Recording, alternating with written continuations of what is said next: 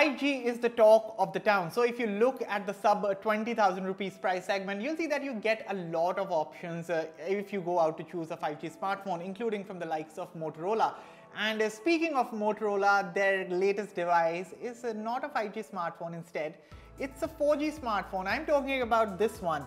This is the Moto G72. Should you buy it? Let's find out.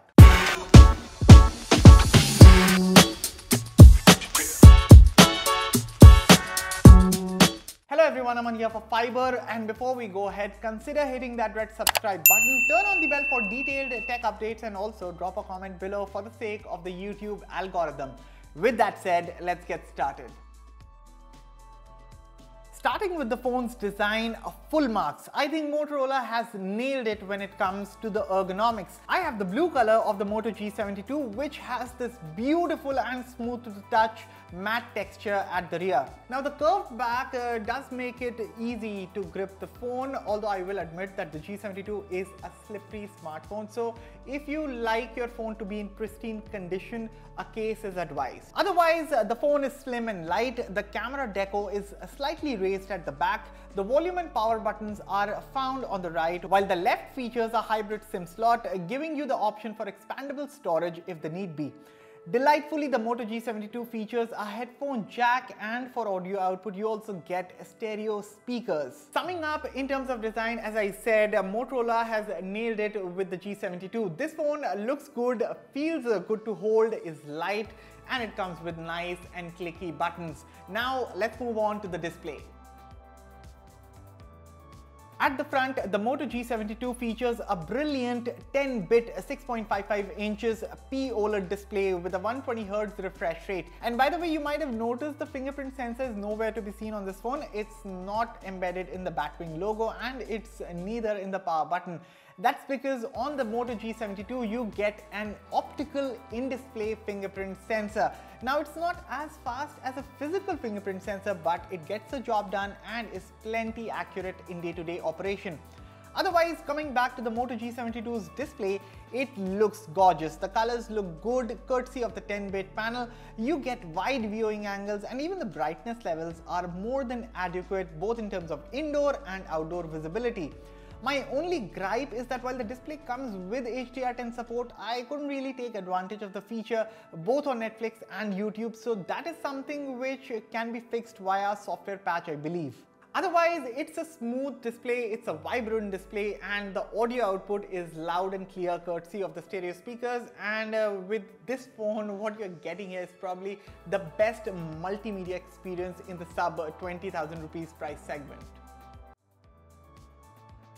Moving on to the hardware and software, the Moto G72 is powered by the 6nm MediaTek Helio G99 SoC coupled with 6GB RAM and 128GB storage. And by the way, this is the lone variant of the device, and I appreciate the fact that Motorola has kept it simple. On the software front, the Moto G72 comes loaded with stock Android 12 with a guaranteed update to Android 13 along with support for 3 years of security updates. So in terms of the overall experience, the Moto G72 is easily able to handle your usual day-to-day tasks with ease. I had zero issues regarding smoothness, lags, or frame drops. Even when I use this phone with Android Auto, now with my experience, I've used many phones with Android Auto, and these Android phones usually, they heat up, even the high-end ones.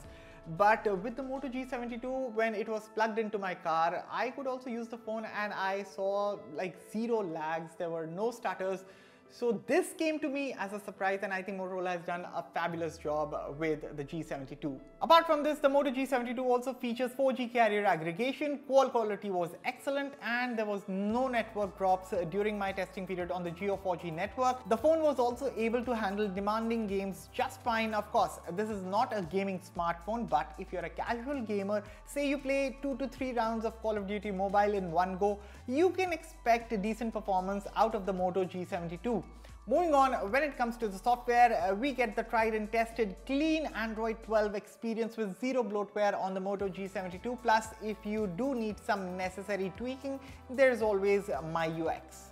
Now all is good with Motorola software on the G72 apart from one little bit, and I'm talking about this issue on a whole. So this is regarding the company's track record with software updates.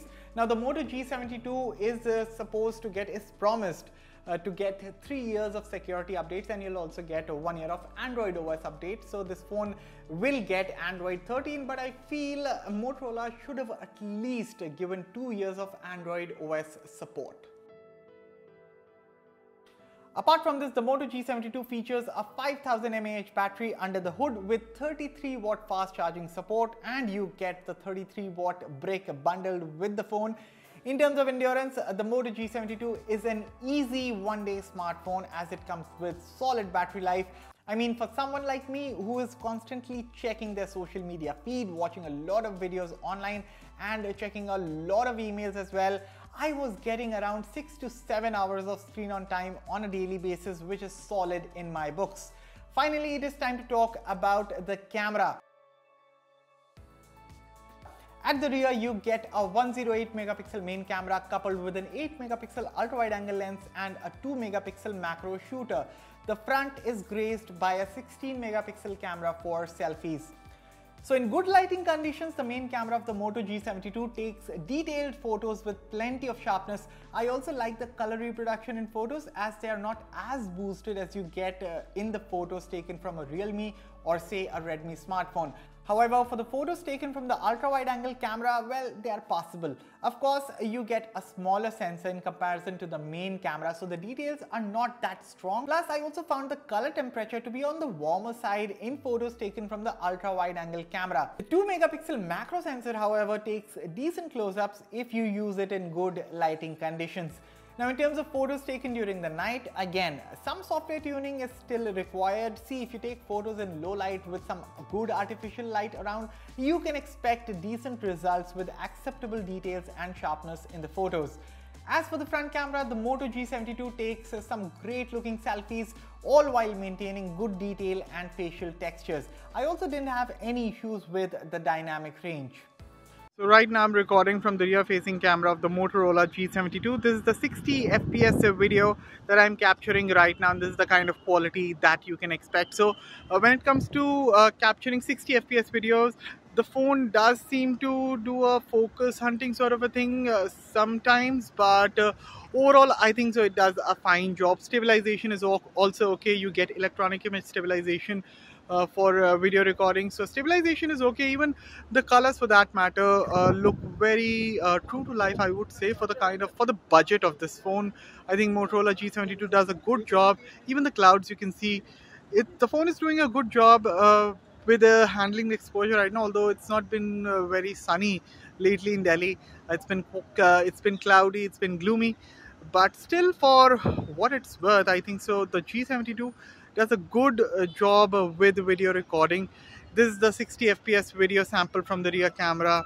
So you just saw the rear facing video recording sample. Now it's time for the front facing video recording sample. And this is the kind of quality that you can expect when you record videos from the front camera of the Moto G72. So you do get stabilization, electronic stabilization again on the front camera. And I think overall the phone does a good job when it comes to front facing video recording, although I feel skin tones could have been handled better. I don't think so. This is not my natural skin tone. I think it looks quite bright. I am fair, but I'm not this fair. And AI mode and the face beauty mode, all those stuff, it's turned off. This is the natural setting. Every mode is off. So this is the kind of quality that you can expect, I think so. Again, from the front facing camera also, video recording looks good to me for the price of the phone. But what do you think about everything, the audio, the video? Let me know in the comments. So with all said and done, should you purchase the Moto G72? See, there are a slew of options in the market, 5G options in the market in the sub 20,000 rupees price segment that you can consider purchasing right now. But you also need to consider the fact that 5G is still not mainstream. I mean, yes, it's been rolled out in the country, but it's still going to take a while to go mainstream. Whereas 4G is here to stay. I believe if you get the smartphone it should be pretty good for at least 2 years. So if you decide to not go for a 5G phone and instead go for the 4G Moto G72, you are getting yourself a device that looks good and comes with a top of the line display, solid battery life and a decent camera performance. Fiiber rates the Moto G72 8 on 10. And with that, we have reached the end of the video. Drop a comment below and let me know your thoughts on the Moto G72. And as always, for all the latest in tech, stay tuned to Fiiber. I'll catch you all in the next one. Thank you for watching.